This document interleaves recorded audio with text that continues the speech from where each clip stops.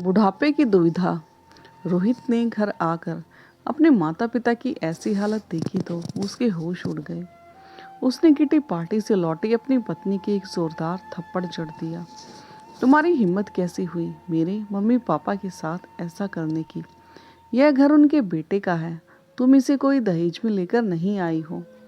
रोहित ने छवि के ऊपर चिल्लाते हुए कहा, मुझे लगता था कि कुछ दिनों में तुम मेरे मम्मी पापा को अपने माता पिता की तरह प्यार सम्मान दोगी, क्योंकि हर रिश्ते को समझने में वक्त लगता है। लेकिन मैं गलत था। तुमने तो मेरे बाद मेरे माँ बाप की हालत नौकरों से भी ज्यादा बद से बदतर कर दी है। तुम्हारी हिम्मत कैसे हुई उनसे एक एक दाने का हिसाब मांगने की और उनकी बेइज्जती करने की? वे अपने बेटे की कमाई खाते हैं, तुम्हारे बाप की नहीं। समझी तुम?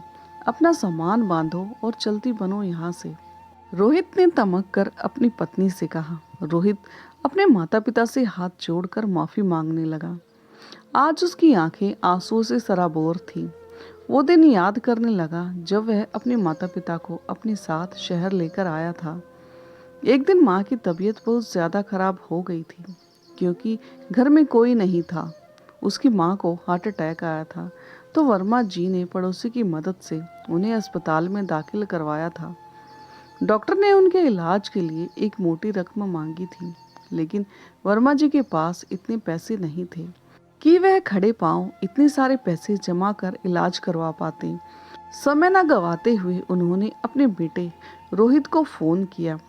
हेलो बेटा रोहित, मैं पापा बोल रहा हूँ। तुम्हारी माँ को हार्ट अटैक आया है। यह सुनकर रोहित सन्न रह गया और भावुक होकर बोला, कैसे, कब आया पापा? और आपने मुझे बताया क्यों नहीं? बेटा आज सुबह ही आया है, तुम कुछ पैसे भेज दो, बस डॉक्टर ने पूरे 1 लाख रुपए मांगे हैं। रोहित नम आंखों से बोला, पापा आप कैसी बातें कर रहे हैं? आप वहाँ ऐसी हालत में अकेले हैं और मैं यहाँ। नहीं पापा, मैं ऐसी हालत में आपको अकेला नहीं छोड़ूंगा।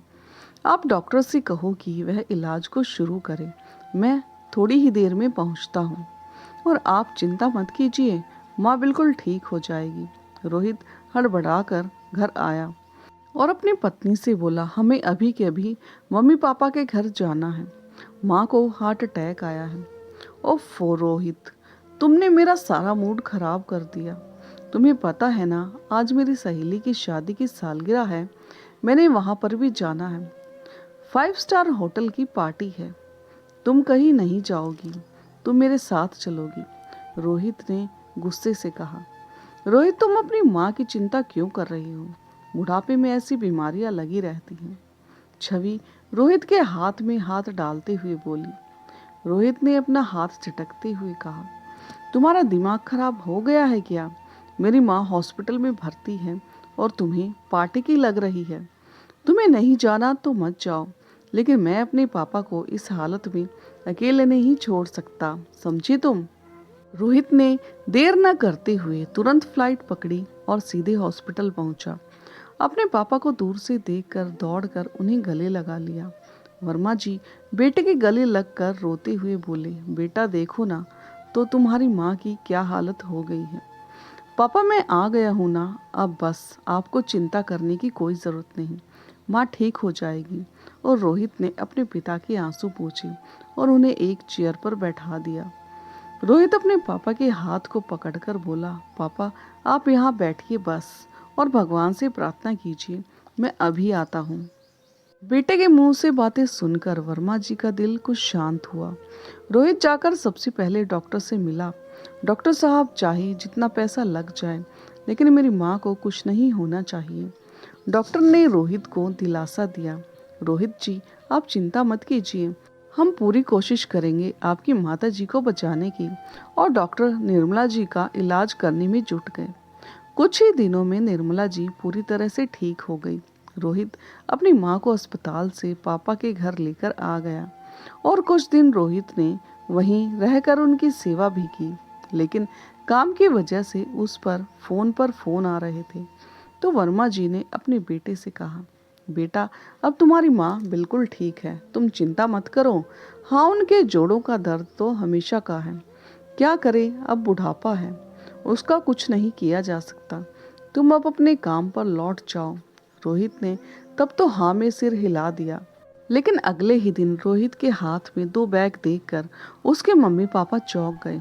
अरे बेटा, इसमें क्या है? कोई साग सब्जी लेकर जा रहे हो क्या? अरे मम्मी पापा, आप भी क्या मजाक कर रहे हैं? पापा, ये सब बैगों में आपका सामान है। आप दोनों मेरे साथ चल रहे हैं शहर। नहीं बेटा, हम यहीं सही हैं। बस तू हमसे मिलते रहना, हमारे लिए वही बहुत है। तुम तो जानते ही हो बेटा कि बहू हमें कुछ ज्यादा पसंद नहीं करती। वर्मा जी कहते कहते भावुक हो गए।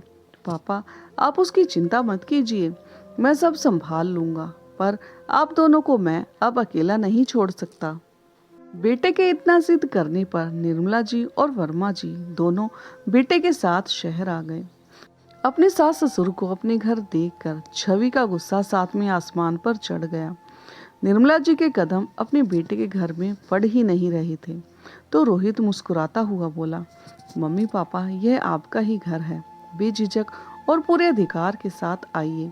और रोहित ने अपने मम्मी पापा का हाथ पकड़ा और उनको उनके कमरे तक ले गया। उस कमरे को देखकर निर्मला जी और वर्मा जी भावुक हो गए और उन दोनों की आंखों से खुशी के आंसू छलक पड़े। पापा, मैंने जब यह घर खरीदा था तभी आपका कमरा बिल्कुल आप दोनों के हिसाब से सेट करवा दिया था। बेटे का प्यार देखकर दोनों ने रोहित को गले लगा लिया। पापा, अब आप दोनों आराम से यहाँ रहिए, मैं आपके चाय और नाश्ते का इंतजाम करवाता हूँ। दोनों वृद्ध दंपति पास ही में बिछे पलंग पर बैठ गए। अपने मम्मी पापा को उनके कमरे में छोड़कर जैसे ही बाहर आया, छवि रोहित का हाथ पकड़कर खींचते हुए अपने कमरे में ले गई। तुम्हारा दिमाग खराब हो गया है क्या? किसने कहा था तुम्हें इन गंवार बूढ़े बूढ़ी को यहाँ लाने के लिए? छवि, जुबान संभाल कर बोलो, वो मेरे पापा मम्मी हैं और तुम्हें उनकी चिंता करने की कोई जरूरत नहीं है। मैं उन्हें गांव से शहर तुम्हारे भरोसे पर नहीं लेकर आया हूँ। मैं अकेला ही बहुत हूँ अपनी मम्मी पापा की देखभाल के लिए। लेकिन एक बात ध्यान रखना, तुम्हारी वजह से मेरे मम्मी पापा को कोई तकलीफ नहीं होनी चाहिए, वरना मुझसे बुरा कोई नहीं होगा। रोहित ने अपनी मम्मी पापा की देखभाल के लिए एक मेड रख ली। रोहित के मम्मी पापा रोहित के साथ बहुत खुश थे, लेकिन बहू हमेशा बड़बड़ाती रहती थी। एक दिन रोहित को एक मीटिंग के लिए शहर से कुछ दिनों के लिए बाहर जाना था। तो रोहित ने अपनी मम्मी पापा से कहा, मम्मी पापा, आप चिंता मत कीजिएगा, मैंने मेड को सारा काम समझा दिया है कि मेरे बाद मम्मी पापा को कोई तकलीफ नहीं होनी चाहिए। रोहित बेटा, तुम क्यों इतनी चिंता कर रहे हो? तुम बेफिक्र होकर अपने काम के लिए जाओ। निर्मला जी ने अपने बेटे के सिर पर हाथ रखते हुए कहा, बेटा रोहित, तुम बेकार में ही इतनी चिंता कर रहे हो। हम बिल्कुल सुरक्षित हैं और स्वस्थ हैं। रोहित मीटिंग के लिए शहर चला गया। बेटे के जाते ही छवि हमेशा सास ससुर को ताना देती रहती, यहाँ आकर पड़ गए हैं, इतना भी नहीं जानते शहर में कितनी महंगाई है। इनके आते ही घर में कितने खर्चे बढ़ गए हैं। पूरे घर को दवाई खाना बनाकर रख दिया है। अरे मेरे मायके में तो इन दोनों को कोई नौकर भी ना रखे, गंवार कहीं के। ना पहनने की तमीज है ना खाने की। बहू की बातें सुनकर दोनों चुप रह जाते। बहू ने घर के नौकरों को उनके बेटे के जाते ही उनकी छुट्टी कर दी और उनकी जगह वर्मा जी को काम पर लगा दिया। छवि ने सोचा खुद ही परेशान होकर गांव लौट जाएंगे। छवि दंदनाती हुई उनके कमरे में आई और तमक कर बोली, बहुत हो गई मेहमान नवाजी, अब चलिए पापा जी, थोड़ा हाथ पैर भी चला लीजिए, वरना बुढ़ापे में जाम हो जाएंगे तो आपको ही तकलीफ होगी। छवि तमक कर बोली, मम्मी जी, आप थोड़ा रसोई में आकर मेरा हाथ बंटवा दीजिए। बेटा, तुम्हारा जितना काम बनता है तुम मुझसे करवा लो, पर निर्मला जी से यह सब ना हो पाएगा। हाँ, आप दोनों तो यहाँ मुफ्त की रोटियां तोड़ने को ही पड़े हैं, बस काम को कह दो तो बहाने बनाने शुरू कर देते हैं। छवि मन ही मन कुछ बुदबुदाते हुए बोली, यह पकड़िए थैला और जाइए सब्जी लेकर आइए, और हाँ, सब्जी लाकर रसोई में धोकर रख दीजिएगा। वर्मा जी ने थैला पकड़ा और सब्जी लाने चले गए और लाकर उन्हें रसोई में रख दिया। बेटा, मैंने सब्जी रसोई में धोकर रख दी है। सर्दी का मौसम था, सुबह सुबह सब्जी लाने और धोने में हाथ पैर सुन्न हो गए। तो वर्मा जी ने अपनी बहू को 2 कप चाय बनाने को कह दिया। मैं आपकी नौकरानी नहीं हूँ जो आप ऑर्डर पर ऑर्डर दे रही हैं। सब्जी लाकर आपने कोई एहसान नहीं किया। यहाँ रहेंगे तो काम भी करना पड़ेगा, जाइए खुद बना लीजिए। बहू ने एकदम से तमक कर कहा और अपनी चाय लेकर अपने कमरे में चली गई। वर्मा जी ने 2 कप चाय बनाई और खुद लेकर अपने कमरे में चले गए। यह देखकर निर्मला जी की आंखों में आंसू आ गए, क्योंकि जब बहू वर्मा जी पर चिल्ला रही थी तो उन्होंने बहू की सारी बातें सुन ली थी। अरे निर्मला, तुम चाय पियो और सब भूल जाओ। हमारा बेटा हमारे साथ है तो हमें चिंता करने की कोई ज़रूरत नहीं है। निर्मला जी ने अपने आंसू पोंछे और दोनों चाय पीने लगे। दोपहर को रसोई में जाकर देखा तो बहू ने खाना भी नहीं बनाया था। तो वर्मा जी ने खुद ही खाना बनाया और निर्मला जी को भी खिलाया। दरअसल बहू कोई भी मौका नहीं छोड़ती थी उन दोनों को परेशान करने का। निर्मला जी से अब काम नहीं होता था, क्योंकि उनके हाथ पैर अब ज्यादा ही दर्द करने लगे थे। बहू कमरे में से बाहर आई तो अकड़कर बोली, यह क्या है? आप लोगों को जरा भी तमीज नहीं है। पूरी रसोई फैलाकर रख दी है, गवार कहीं के। मुझे पूरी रसोई साफ चाहिए। जब से आए हैं एक भी काम को हाथ नहीं लगाया। वर्मा जी बोले, बेटा तुम चिंता मत करो, मैं खुद रसोई और बर्तन साफ कर दूंगा। इतना कहकर बहू वहां से चली गई। बेचारे वर्मा जी ने सारी रसोई और बर्तन साफ किए। कुछ खाना दोपहर का ही बच गया था तो शाम को वही खाकर सो गए। बेचारे वृद्ध जन और क्या करते, इसके अलावा उनके पास और कोई चारा भी नहीं था। बेटा माँ बाप का हालचाल पूछने के लिए रोज सुबह शाम फोन करता, मगर वर्मा जी और निर्मला जी अपने बेटे से बहू की कुछ भी शिकायत नहीं करते। अगले दिन सुबह को बहू 200 रुपये सब्जी लाने के लिए देती हुई बोली, सारी सब्जियों का हिसाब पर्चे पर लिखवा कर लाना है आपको। वर्मा जी चुपचाप थैला लेकर चले गए। सब्जी वाले ने वर्मा जी के कहे अनुसार सब्जियां तोलकर थैले में डाल दी। अच्छा भाई, एक काम करो, एक कागज़ पर हिसाब लिख दो, वर्मा जी ने सब्जी वाले को कहा। अच्छा बाबूजी, कहते हुए सब्जी वाले ने पास रखे कागज़ के एक टुकड़े पर सब्जी का हिसाब किताब लिख दिया और बाबूजी को पकड़ा दिया। वर्मा जी सोचने लगे, चलो अच्छा है, सारी सब्जी का दाम और वज़न पेपर पर लिखा है तो बहू को कोई शिकायत भी नहीं होगी।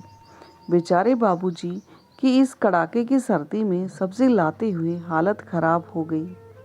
सर्दी के मारे उनके हाथ पांव जाम होने लगे थे।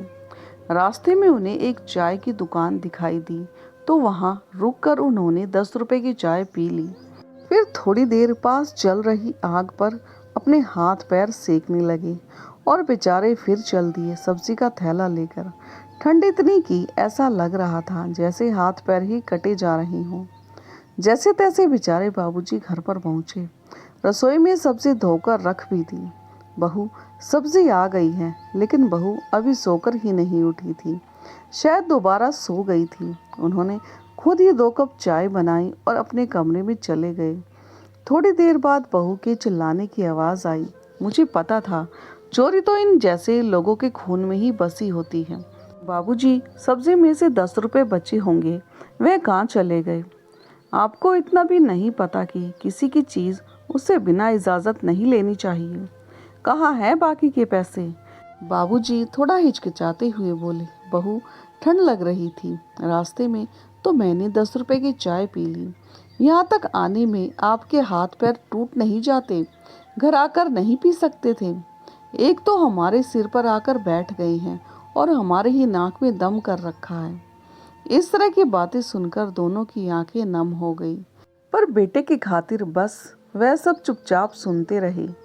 अब तो बाबूजी रोज ही अपना और अपनी पत्नी का चाय नाश्ता खाना सब खुद ही बनाते और बर्तन रसोई भी खुद ही साफ करते थे।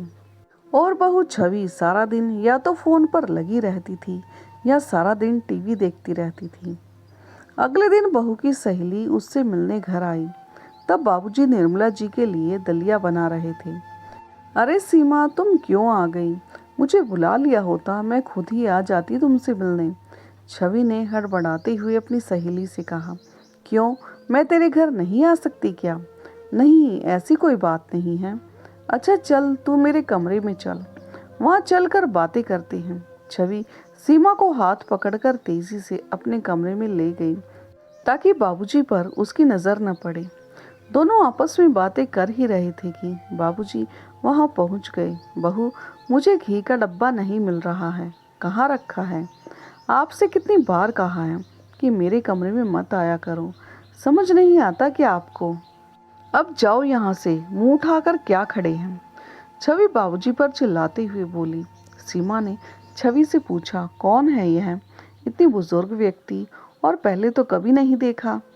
अरे कुछ नहीं, नया नौकर है यार, अभी नया नया लगा है ना, तो इसे कुछ भी पता नहीं है कौन सा सामान कहाँ रखा है। बहू की बातें सुनकर बाबूजी की आंखें नम हो गई। पीछे से बहू ने आवाज दी, सुनो, मेरी और मेरी सहेली के लिए 2 कप कॉफी बनाकर ले आओ जल्दी से। बाबूजी ने अपने आंसू पोंछे और कॉफी बनाकर बहू के कमरे में ले गए और चुपचाप वहां से वापस आ भी गए और अपनी पत्नी के लिए बिना घी का दलिया लेकर चले गए। क्या हुआ जी? बहू किस पर चिल्ला रही थी? अरे कुछ नहीं, तुम दलिया खाओ वरना ठंडा हो जाएगा। इतने में बहू चिल्लाते हुए आई, अगर कॉफी बनानी नहीं आती तो बता नहीं सकते थे? मेरा सारा मूड खराब कर दिया, मेरा सारा टेस्ट खराब हो गया है। क्या हुआ बहू? निर्मला जी ने प्रेम पूर्वक अपनी बहू से पूछा। आप चुप रहिए, काम की ना काज की, दुश्मन अनाज की। अभी मैं बाहर जा रही हूँ अपनी सहेली के साथ, आप लोगों को तो मैं आकर देखती हूँ। और हाँ, मेरे आने से पहले घर पूरा साफ हो जाना चाहिए। इतना कहकर बहू अपनी सहेली के साथ बाहर निकल गई। बहू की बातें सुनकर निर्मला जी रोने लगी। तभी वर्मा जी भावुक होते हुए बोले, अरे निर्मला, तुम बात बात पर रोया मत करो। देखो, अगर मैं थोड़ा बहुत घर का काम कर भी लेता हूँ तो इसमें क्या बुरा है? तुम ही तो कहती हो कि आदमी के हाथ पांव चलते रहने चाहिए, वरना उसका शरीर जाम हो जाता है और ऊपर से 100 बीमारियां और अलग से लग जाती हैं। तुम भी ना बेकार में ही चिंता कर रही हो। बाबूजी ने निर्मला जी के आंसू पोंछे और उन्हें कंबल उड़ाकर आराम करने के लिए बोल दिया और खुद जाकर रसोई में बर्तन साफ करने लगे। थोड़ी देर में मम्मी पापा, कहाँ हो आप? देखो मैं तुम्हारे लिए क्या क्या लाया हूँ। मम्मी पापा के कमरे में रोहित दौड़कर गया, माँ के पैर छूते हुए बोला, अरे माँ, कैसी हो आप? आपकी तबीयत कैसी है? बेटे को सामने देखकर निर्मला जी की आंखें भर आई। माता पिता सामने एकदम से बेटे को देखकर आश्चर्यचकित हो गए। माँ, देखो तो मैं दिल्ली से आप लोगों के लिए क्या क्या लेकर आया हूँ। आपके लिए नया शॉल, नई जर्सी। और बाबूजी कहाँ हैं? मैं कब से पूछ रहा हूँ, वह कहीं दिख नहीं रहे। निर्मला जी ने रोते रोते अपने बेटे को सब बता दिया। यह सुनकर रोहित के पैरों तले से जमीन खिसक गई। रसोई में जाकर देखा तो बाबूजी रसोई में बर्तन साफ कर रहे थे। यह देख रोहित की आंखों में आंसू आ गए। अरे बेटा, तुम कब आए? हाँ बाबूजी, काम जल्दी हो गया था तो बस चला आया। इतने में छवि भी घर पर पहुंच गई थी और रोहित को देखकर उसके होश उड़ गए। वह रोहित को एकदम से अचानक सामने देखकर सकपका गई। अरे रोहित, तुम यूं अचानक? तुमने तो बोला था कि तुम 2 दिन बाद आओगे, फिर यहाँ कैसे? छवि जैसे ही रोहित के पास आने लगी तो रोहित ने एक जोरदार तमाचा छवि के गाल पर जड़ दिया। तुम्हारी हिम्मत कैसी हुई मेरे देवता समान माँ बाप के साथ ऐसा करने की? यह घर उनके बेटे का है, तुम इसे कोई दहेज में लेकर नहीं आई हो। रोहित ने छवि के ऊपर चिल्लाते हुए कहा, मुझे तो लगा था कि तुम कुछ दिनों में मेरे मम्मी पापा को अपने माता पिता की तरह प्यार दोगी, उन्हें सम्मान दोगी, उनका ध्यान रखोगी, क्योंकि हर रिश्ते को समझने में समय लगता है। पर मैं गलत था। लेकिन तुमने तो मेरे बाद मेरे मम्मी पापा की हालत नौकरों से भी ज्यादा बद से बदतर कर दी है। तुम्हारी हिम्मत कैसी हुई उनसे? तुमने एक एक पाई का हिसाब लिया, उनकी बेइज्जती की। वह अपने बेटे की कमाई खाते हैं, तुम्हारे या तुम्हारे घर वालों की नहीं। तुम्हारी हिम्मत कैसी हुई इनके साथ ऐसा व्यवहार करने की? तुम्हें जरा भी डर नहीं लगा? अपना सामान बांधो और निकलो यहाँ से। रोहित ने छवि के ऊपर गुस्सा करते हुए कहा, इस घर में तुम्हारे लिए कोई जगह नहीं है। छवि रोते हुए रोहित के पैरों में गिर गई, माफी मांगने लगी, गिड़गिड़ाई, रोहित तुम ऐसा कैसे कर सकती हो मेरे साथ? तुम मुझसे प्यार करते हो ना? प्यार करता हूँ नहीं, प्यार करता था, लेकिन इसका मतलब यह नहीं कि मैं अपने जन्मदाता माता पिता को ही भूल जाऊं, उनका अपमान सहन करूं और तुम्हारे लिए उनको छोड़ दूं। मैंने सोचा था कि कभी ना कभी तो तुम मेरे मम्मी पापा को अपने माता पिता की तरह सम्मान दोगी, उन्हें समझोगी, लेकिन नहीं, मैं गलत था। तुम जैसी औरतें ही हंसते खेलते परिवार को भी खेल बनाकर रख देती हैं। देखो मेरे मम्मी पापा को भी अभी भी वह तुम्हारे खिलाफ एक शब्द भी नहीं बोल रही हैं, और तुमने मेरे मम्मी पापा की हालत नौकरों से भी बदतर कर दी है। अरे तुम्हें तो शर्म आनी चाहिए। अरे मुझे तो शर्म आ रही है, मुझे अपने आप पर। इतना कहकर रोहित अपनी मम्मी पापा के पैरों में बैठकर माफी मांगने लगा, माँ की गोद में सिर रखकर रोने लगा। माँ, मुझे माफ कर दीजिए, मेरे रहते आज के बाद आप दोनों को कोई भी तकलीफ नहीं होगी। छवि भी निर्मला जी के पैरों में गिरकर माफी मांगने लगी और जोर जोर से दहाड़े मारकर रोने लगी और बोलने लगी, मम्मी जी मुझे माफ कर दीजिए, मुझसे बहुत बड़ी गलती हो गई। पैसों के घमंड में मैंने आप दोनों के साथ बहुत बुरा बर्ताव किया। तभी निर्मला जी बोली, बेटा माफ कर दे अब बहू को। लड़ाई झगड़े किस घर में नहीं होते, लेकिन रोहित ने उनकी एक ना सुनी और उसका हाथ पकड़कर उसे घर से बाहर निकाल दिया। बाबूजी ने रोहित को रोकना चाहा, लेकिन नहीं पापा, आप ऐसा नहीं करेंगे। अगर मैंने आज छवि को माफ कर दिया तो जो औरतें अपने सास ससुर के साथ ऐसा व्यवहार करती हैं, उनके साथ नौकरों की तरह बर्ताव करती हैं, उनको सबक कैसे मिलेगा? तो दोस्तों, आपको ये भावुक और प्रेरणादायक कहानी कैसी लगी और कहानी का कौन सा हिस्सा आपके दिल को छू गया, कमेंट करके ज़रूर बताएं। और हाँ, यदि चैनल पर नए हो तो चैनल को लाइक, सब्सक्राइब और शेयर करना ना भूलें।